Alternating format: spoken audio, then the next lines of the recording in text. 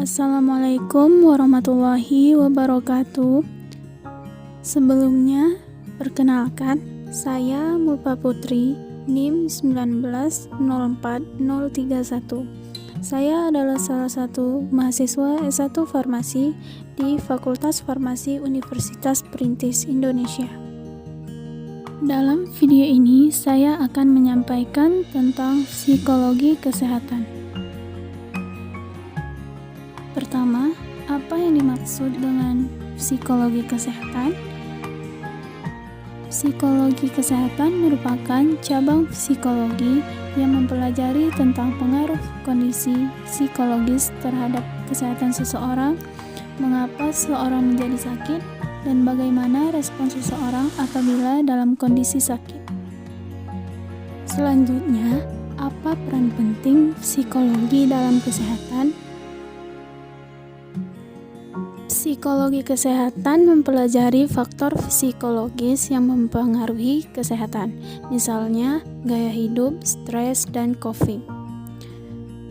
Psikologi kesehatan memfokuskan diri pada pemberian perhatian kepada kelompok yang membutuhkan bantuan, misalnya membentuk program outreach untuk orang-orang yang membutuhkannya. Selanjutnya, ruang lingkup psikologi kesehatan.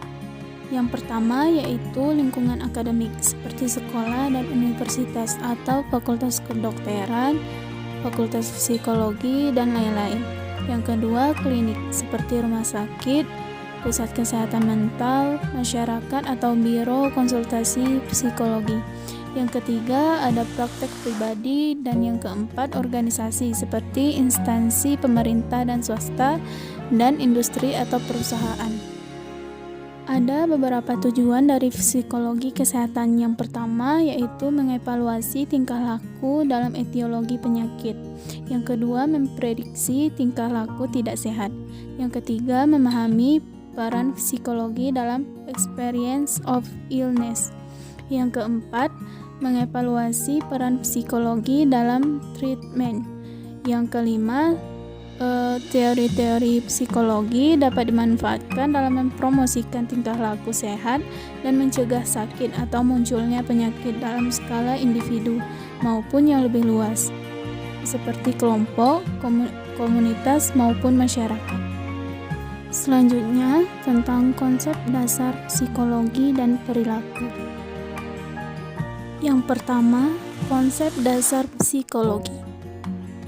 Psikologi merupakan suatu ilmu pengetahuan yang mempelajari tentang aktivitas atau tingkah laku individu dalam hubungannya dengan alam sekitarnya, yang artinya bahwa psikologi tidak hanya berorientasi pada perilaku manusia, tetapi psikologi juga mengarahkan perhatiannya terhadap hubungan manusia dengan lingkungan sekitarnya, yang dapat berupa binatang maupun lainnya. Sebagai sebuah ilmu, psikologi harus memiliki karakteristik ilmu. Artinya, dalam mempelajari dan membahas ilmunya, psikologi harus memenuhi kriteria. Kriteria tersebut yaitu dapat menjawab pertanyaan 5W1H. Artinya, dapat menjelaskan tentang apa itu psikologi, mengapa perlu psikologi, kapan adanya psikologi, di mana dan oleh siapa, serta bagaimana dengan psikologi itu. Sebagai suatu ilmu pengetahuan, psikologi dituntut memiliki objek material dan objek formal. Objek material adalah suatu yang dipelajari, dibahas, dan diselidiki. Sedangkan objek formal adalah cara memandang yang dilakukan oleh sebuah ilmu untuk memahami objek materialnya. Objek material dari psikologi adalah manusia, dan objek formal dari psikologi yaitu tingkah laku manusia. Sebagai suatu ilmu pengetahuan, psikologi juga dituntut untuk memiliki metode ilmiah, yaitu suatu cara kerja yang mengikuti prosedur ilmiah untuk memperoleh data atau informasi yang diperlukan oleh ilmu pengetahuan. Ciri-cirinya yaitu objektif, adekuat, reliabel, valid, sistematis, dan akurat. Yang kedua, konsep dasar perilaku.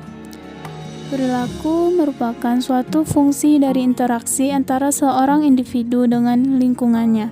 Dilihat dari sifatnya, perbedaan perilaku manusia disebabkan karena kemampuan, kebutuhan, cara berpikir untuk menentukan pilihan perilaku, pengalaman, dan reaksi efektifnya berbeda satu sama lain. Pendekatan yang sering digunakan untuk memahami perilaku manusia yaitu pendekatan kognitif, pendekatan reinforcement, dan pendekatan psikoanalitis. Selanjutnya yaitu tentang perkembangan ilmu psikologi. Sebelum psikologi menjadi ilmu pengetahuan yang mandiri, induk dari psikologi adalah filsafat. Psikologi sebagai ilmu pengetahuan pertama kali dikembangkan di laboratorium Leipzig, Jerman pada tahun 1879 oleh Wilhelm Wundt. Selanjutnya, psikologi berdiri sendiri dengan menggunakan metode-metodenya sendiri dalam penelitian ilmiahnya, sehingga timbul berbagai corak khusus dalam psikologi yang berbeda, yaitu antara psikologi lama dan psikologi modern. Ciri-ciri psikologi lama yaitu yang pertama, psikologi lama adalah psikologi unsur, yaitu mendasarkan pandangan pada elemen dan unsur-unsur yang berdiri sendiri dan diselidiki sendiri-sendiri. Yang kedua, dalam peninjauannya mencari hukum sebab akibat, hukum kausal dan bersifat mekanis. Yang ketiga, meninjau kehidupan kejiwaan secara terpisah dari subjeknya, yaitu manusia, sehingga disebut sebagai kehidupan jiwa yang pasif. Selanjutnya, psikologi modern memiliki ciri-ciri yaitu yang pertama, mendasarkan peninjauannya pada psikologi totalitas, yaitu berpangkal pada keseluruhan psikofisis. Yang kedua, dalam meninjau kehidupan kejiwaan, psikologi modern melihat hubungan kejiwaan sebagai bagian dari kehidupan manusia sebagai makhluk hidup yang mempunyai tujuan tertentu. Yang ketiga, psikologi modern dalam peninjauannya selalu mendasarkan pada peninjauan kehidupan kejiwaan dalam hubungannya dengan subjeknya, yaitu manusia, sehingga disebut sebagai kehidupan jiwa yang aktif.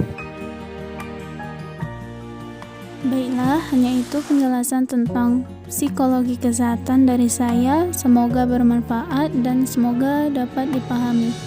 Terima kasih. Wassalamualaikum warahmatullahi wabarakatuh.